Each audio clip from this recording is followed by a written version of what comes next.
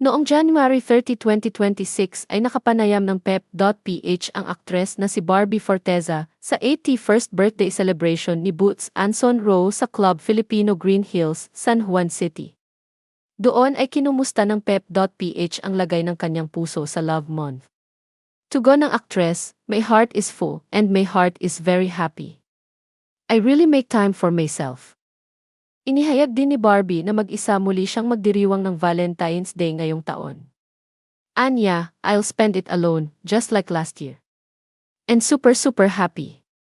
I'm surrounded with a lot of good friends. Kung nakikita nyo, ang sipag ko na uli tumakbo. Kasi, ang dami ko ng mga kaibigan na nagyayaya sa aking tumakbo. And that brings me so much joy na nakaka-inspire din kami ng iba to have a healthier lifestyle." Nang tanungin naman kung magta-travel ba ulit siya, sumang-ayon ang aktres pero for a bit. Ayon sa kanya, dadalo raw siya sa kasal ng kanyang kaibigan pero babalik din daw siya agad kasi may trabaho na siya.